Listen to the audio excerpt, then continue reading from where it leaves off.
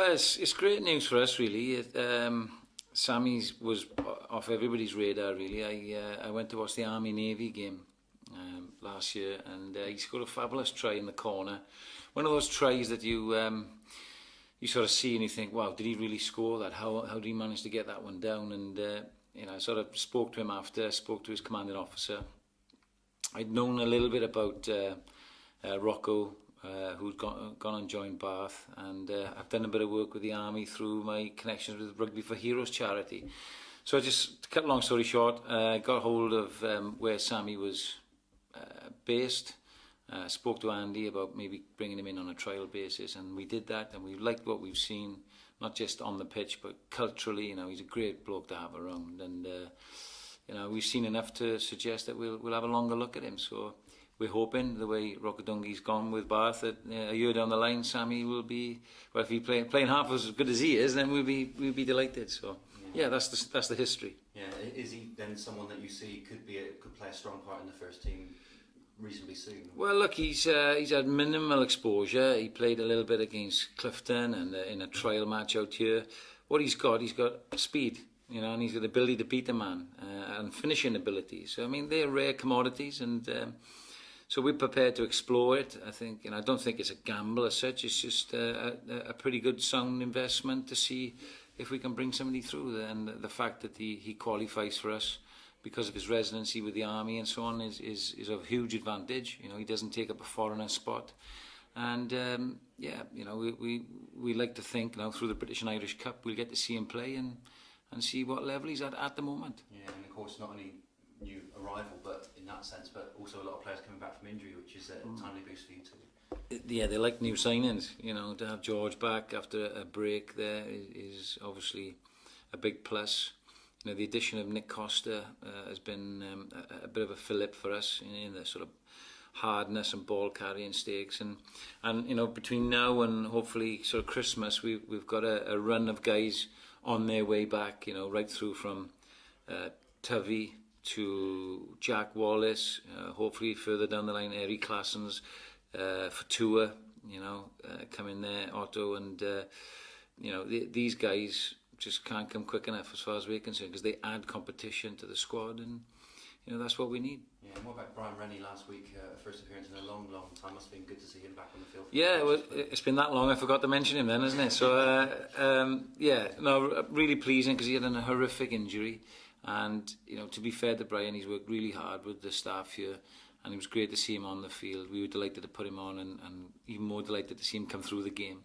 So he's a quality player. He'll now be involved over the coming weeks to see if we can sustain the level of commitment to the knee. So yeah, he's another one, and of course it won't be long before Ross Johnson's back from suspension. So we're getting there. We're getting there into a full complement. Yeah, and from on the field point of view, coming away with a bonus point from Jersey must have been pleasing. I mean, teams have gone there in the past and come away with nothing in terms of result-wise, like Bedford, for example. So that must have been pleasing to come away with a bonus point as well. It was, and I don't see many teams go in there and actually coming away with a win, let alone a bonus point. It's a small pitch, a good crowd. You got the travel and a very good team, well coached. I said to Ben after I was particularly happy when the draw came out that we had Jersey away this early in the season. And we were lucky that the weather didn't come in on the day Saturday until late on, and they rallied, to be fair. But we're delighted with the points. Make no bones about it. But there's still a lot of areas for us to work on. We reviewed the game today, and whereas the scoreline was pleasing, some of the performance wasn't. So we've got to keep the boys on their toes and understand what it takes to keep winning, particularly against sides like Bedford coming home. Yeah. Bedford next up. I mean, are you surprised by the start they've had? No wins so far? Yeah, I am surprised, but they get a lot of to and fro in with boys from Saracens. They don't have a full squad complement training as much as the likes of Bristol do, perhaps. So, and this is a tough league, as I'm finding week in, week out. But I am surprised because they got good players, and Mike Ray has done a great job with them over the last few years. So, to be 0 from 3 in terms of wins makes them a very dangerous animal, and they've got good recent history. So, again, we've had to sharpen the focus to say, don't let Mr. Complacency come to town. We need to ensure that we're improving week on week.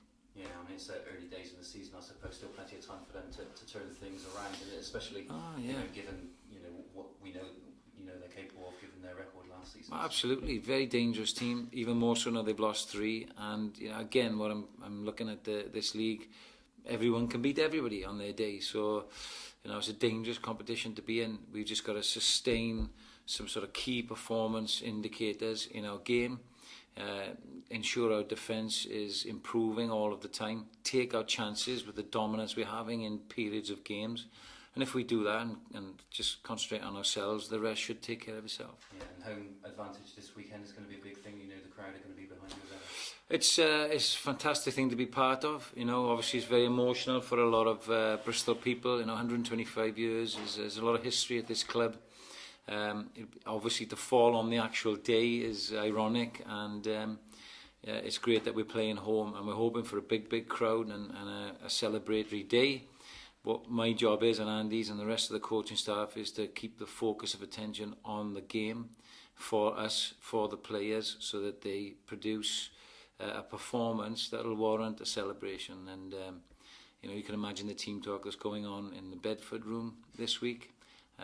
We seem to already have grasped the idea of giving them a huge team talk before the game, and it's no different this week. But again, we've got to match that, and really looking forward to it. Yeah, absolutely. And on the injury front, we spoke about injuries already, but last week, Carl Trainer limping off. Is he okay for the weekend? We're just assessing him at the moment.